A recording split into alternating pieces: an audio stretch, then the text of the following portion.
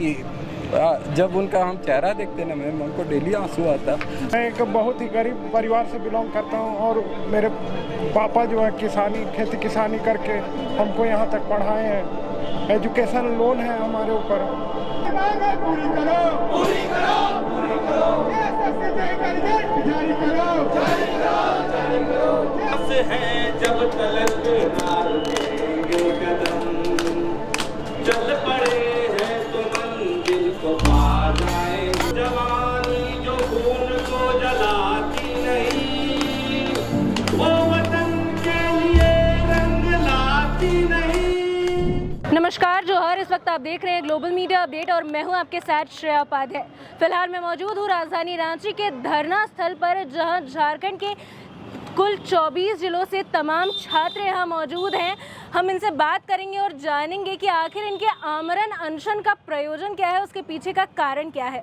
जी, मैं सबसे पहले आपसे बात करना चाहूँगी और जानूंगी कि क्या ऐसी स्थिति आन पड़ी है कि आप लोगों के द्वारा आज इस आमरण अनशन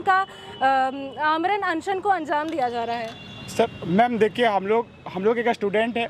हम लोग एक ही एग्जाम को तीन बार एग्जाम दे दिए मैम। एक बार तो छोड़ दीजिए मैम, हम लोग एग्जाम दे के फ्रस्ट्रेट हो गए। हर दिन सोचते हैं कि आज नहीं तो कल रिजल्ट आएगा। सबसे पहली बार एग्जाम दिए, उसका एग्जाम कैंसिल हो गया, पेपर लीक हो गया। सेकंड बार फिर से यही एग्जाम TCS के द्वारा एग्जाम कंडक्ट करवाई जाती है। उसके बाद भी हम लोग का एग्जाम आने से रुक जाता है क्योंकि सरकार का नियोजन नीति फेल हो जाती है। यही एग्जाम फिर से सितंबर माह में इस बार एग्जाम कंडक्ट TCS के द्वारा ऑनलाइन माध्यम से होती है। किसी तरह का कोई त्रुटि किंतु नहीं है। इसमें पूरे तरह से फेयर एंड क्लीन तरीके से एग्जाम हुआ। उसके बाद भी हम लोग का एग्जाम इतना फेयर तरीके से होने के बाद भी रिजल्ट में पेंडिंग है। हम लोग को समझ नहीं आता। हम लोग डेली उठते हैं, सुबह उठते हैं, शाम उठते हैं, डेली साइट चेक करते हैं। आज नहीं तो कल रिजल्ट आएगा, परसों आएगा, ये आएगा, लेकिन आज तक आता ही नहीं। मैम हम लोग का पूरा फ्रस्ट्रेट हो गए हैं। हम लोग रिजल्ट का डिमांड कर रहे हैं। यहाँ तक कि JSSC ऑफिस में भी जा रहे हैं, लेकिन समझ नहीं आता। वहाँ बोलते था कि तुम लोग इंतजार करो, 10 दिन इंतजार करो, 15 दिन इंतजार करो, साइट चेक करते रहो, रिजल्ट आएगा। लेकिन अभी तक कोई मिल ही नहीं रहा है कि कब तक रिजल्ट आएगा। सो बिल्कुल, JSSC ने किसी छात्र को नहीं छोड़ा है। झारखंड के सभी छात्रों का यही हाल है। छात्र भावुक होते हुए भी नजर आ रहे हैं। सर, क्या कुछ कहना चाहेंगे, क्या परेशानी है, क्यों आमरण अनशन आप लोगों के द्वारा किया जा रहा है? मैम, मैं सबसे पहले ये बताना चाहता हूँ कि हम लोग सभी कोई मिडिल क्लास फैमिली से आते हैं और मुझे कहीं ना कहीं लगता है कि मिडिल क्लास फैमिली एक बहुत बड़ा गलती करती है। पता नहीं गलत है या सही है, हम लोगों पे विश्वास करते हैं। जब से जन्म लिए माँ बाप ने कहा कि बेटा पढ़ोगे तो बहुत बड़ा इंसान बनोगे, इंजीनियर बन जाओगे, डॉक्टर बन जाओगे, हमने विश्वास किया। हमारे रिश्तेदारों लोगों ने कहा कि बेटा पढ़ोगे तो बनोगे नवाब, खेलोगे कूदोगे तो बनोगे खराब। हमने उस लाइन को भी विश्वास किया। हमें क्लास 5-6 में एक कहानी पढ़ाया जाता था कि अर्जुन के बारे में, कि कैसे वो एक मछली का आँख में देख, उसी पे उसका लक्ष्य था और उसको वो भेदने में सक्षम रहा। हमने उस पे भी विश्वास किया और हमने एक लक्ष्य रखा कि हम लोगों को झारखंड सरकार पे नौकरी करना है, इंजीनियर बनना है। और हमने उस समय भी विश्वास किया। सरकार बनती है, कभी BJP की बनती है, कभी कभी JMM का बनती है। हमने उन पे भी विश्वास किया क्योंकि हर सरकार ने ये वादा करता है कि हम युवाओं को रोज़गार देंगे, 5 लाख नौकरी देंगे, तो इतना ये करेंगे, वो करेंगे। तो JMM पे भी भरोसा किए, सरकार बना। फिर हमारा एग्ज़ाम का नोटिस आता है, जो कि पूरे 8 साल के बाद हम लोग का कोई एग्ज़ाम नहीं होता, 8 साल के बाद एग्ज़ाम होता है। वो सब कुछ फेयर तरीके से होता है। एक बार तो चलिए ऑफलाइन मोड पे जो हुआ सो हुआ, लीक हो गया था, उसको रद्द कर दिया गया। हम लोग पुनः मुख्यमंत्री जी से रिक्वेस्ट करते हैं कि हमारा एग्ज़ाम ऑनलाइन मोड पे हो और TCS जैसी विश्वसनीय संस्था से हो, ताकि कोई किंतु परंतु इस पे ना हो। सेकंड बार भी एग्ज़ाम हम लोग देते हैं और उसमें कोई किंतु परंतु नहीं होता है। लेकिन ये भी सरकार के बनाया हुआ नियोजन नीति, जिस पे हम लोग भरोसा किए थे, विश्वास किए थे, वो रद्द हो जाती है और फिर से हम लोग का एक बार विश्वास टूटता है।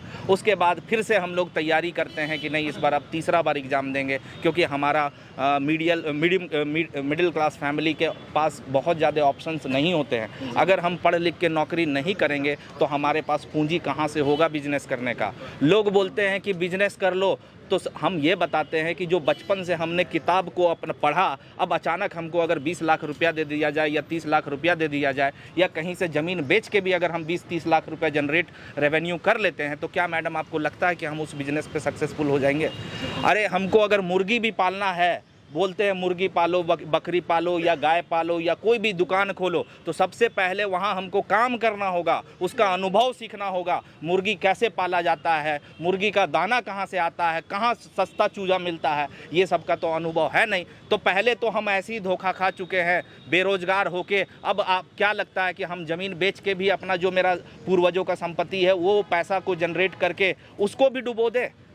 तो जब जो रास्ता पे हम कभी सोचे ही नहीं चलने का, हमारा अनुभव ही नहीं है, तो वो रास्ता अब हम कैसे करें इस उम्र पे, जिस उम्र पे हमको अपने बच्चों बीवी बच्चा के साथ रहना चाहिए, जॉब करना चाहिए, सैलरी उठाना चाहिए, उस उम्र पे हम कैसे एक नया बिजनेस करने का रिस्क ले लें, वो भी अपना पूर्वजों का संपत्ति को बेच के, क्योंकि हमारे पास इतना पैसा तो है नहीं। अब मैडम आपका ध्यान मैं अपने इस एग्ज़ाम की ओर लाना चाहता हूँ कि ये एग्ज़ाम तीसरी बार हम लोग 2023 में अक्टूबर माह में ये एग्ज़ाम संपन्न हुआ और इसमें किसी भी तरह का कोई किंतु परंतु नहीं हुआ, क्योंकि ये एग्ज़ाम TCS जैसी विश्वसनीय संस्था जो कि सिर्फ इंडिया में नहीं पूरे वर्ल्ड वाइड एग्ज़ाम करा रही है और बहुत ही साफ़ सुथरा एग्ज़ाम करा रही है, उस पर भी अगर भरोसा ना करे तो किस पे भरोसा करे? विश्वास तो हम शुरू से करते आए हैं।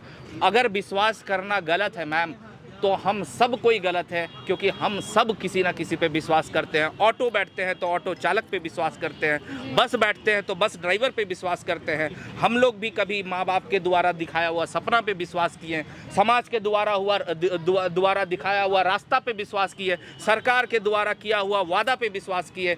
अब यही आस में विश्वास करते करते अब यहाँ पे हम भूख हड़ताल कर रहे हैं और फिर से एक विश्वास कर रहे हैं हमारे राज्यपाल महोदय से, जो कि झारखंड के सर्वोच्च नागरिक हैं, उन पे भी आखिरी विश्वास कर लेते हैं कि सर अब बहुत हो गया। देखिए हमारे साथी कैसे, हमारा मेडिकल इशू हो रहा है, कोई तबीयत ख़राब हो रहा है, हम कल से खाना नहीं खाए हैं, हमारी आवाज़ लड़खड़ा रही है, लेकिन हिम्मत है कि हम लोग अगर ऐसे ही रहेंगे तो अगर नहीं करेंगे तो हमारा रिजल्ट नहीं आएगा। हम चलने की स्थिति पे नहीं है, कमर हमारा दर्द कर रहा है चलते चलते, कभी ये मंत्री, कभी वो मंत्री, कभी वो विधायक, लेकिन फिर भी हम लोग जा रहे हैं बिना खाए पिए प्यासे।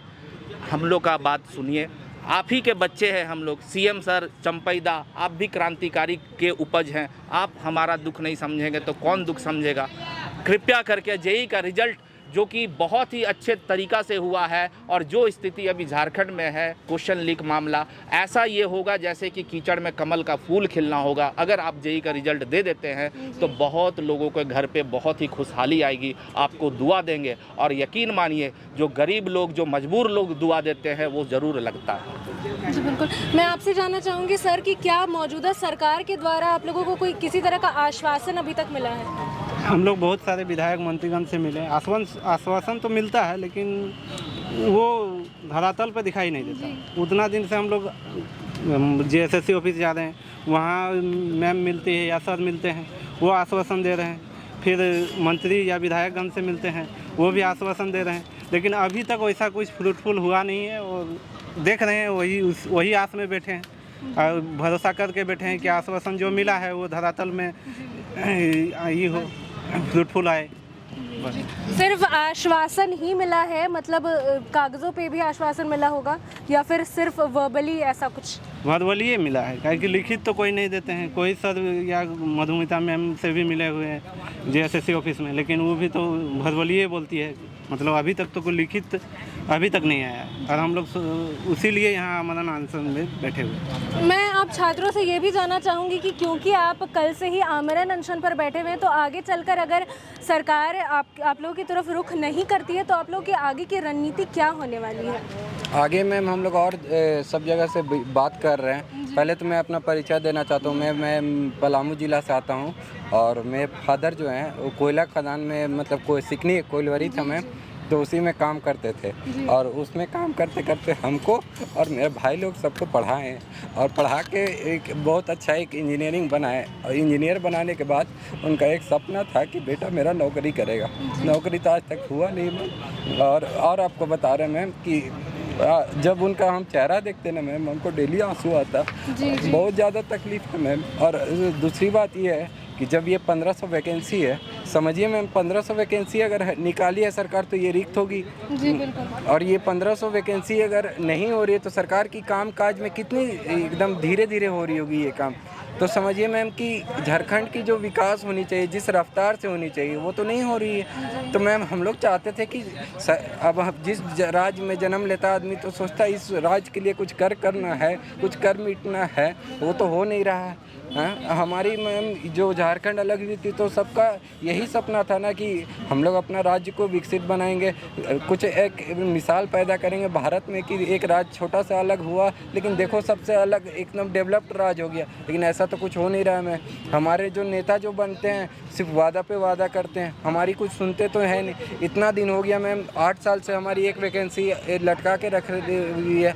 अभी तक जो वैकेंसी आई है जिसकी एग्ज़ाम भी TCS की द्वारा हुई है, जो सारा एकदम फेयर तरीका से हुआ, उसका रिजल्ट इसलिए नहीं दिया जा रहा है कि इसमें इधर उधर कहीं से किसी का हो नहीं रहा है, मतलब क्योंकि TCS जल्दी किसी का हेर फेर करती नहीं है। तो जो असामाजिक लोग हैं जो तरह तरह के नुस्खे और हथकंडे अपना करके अपना बाल बच्चों का भविष्य बनाना चाहते हैं, उनसे तो हो नहीं रहा है। तो मैम ये उसके चलते लटका हुआ है। लेकिन हम मैम यही आप लोग मैम पत्रकार हैं मैम, ये 4th पिलर हैं, तो आप लोग मैम हम लोग की आवाज़ उठाइए, जितना अच्छा से हो सकता है आवाज़ उठाइएगा मैम। तो जो गरीब परिवार के बच्चे होंगे वो आपको बहुत दुआ देंगे मैम। क्या कुछ कहना चाहेंगे सर? आज आमरण अनशन पर आप बैठे हैं, कल से ही आमरण अनशन जारी है, क्या कुछ परेशानी है सरकार से?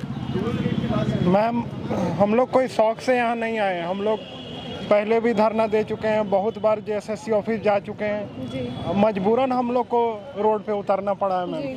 अब मैं अपने बारे में बताना चाहूँगा कि मैं कोडरमा ज़िले से आता हूँ। मैं एक बहुत ही गरीब परिवार से बिलोंग करता हूँ और मेरे पापा जो है खेती किसानी करके हमको यहाँ तक पढ़ाए हैं। एजुकेशन लोन है हमारे ऊपर, इसलिए यहाँ मजबूरन इस स्थिति में रोड पे उतरना पड़ा है। क्या सरकार से गुहार लगा रहे हैं कि जल्द से जल्द रिजल्ट दिया जाए, और क्या कुछ और सरकार स्टेप्स ले सकती है आप लोगों के लिए? मैम देखिए, जब से चंपैदा के नेतृत्व में नई सरकार का गठन हुआ है तब से उम्मीद है, क्योंकि चंपई सोरेन जी पहले भी गरीबों के मसीहा के रूप में जाने जाते हैं, तो उनसे उम्मीद है कि वो हम लोग की मांग को पूरा करेंगे और जल्द से जल्द हमारा रिजल्ट जारी करेंगे। बिल्कुल, हमने काफ़ी सारे छात्रों से बात की। छात्र काफ़ी ज़्यादा भावुक भी हैं, उनकी आंखें नम हैं मौजूदा स्थिति को देखते हुए। मैं एक बार फिर से बता दूं कि मामला दरअसल ये है कि इन छात्रों ने 2021 में साल 2021 में JEE की जूनियर इंजीनियर की परीक्षा दी थी, जिसका रिज़ल्ट अभी तक नहीं आया है। बेशक ये छात्र काफ़ी दिनों से मेहनत कर रहे हैं।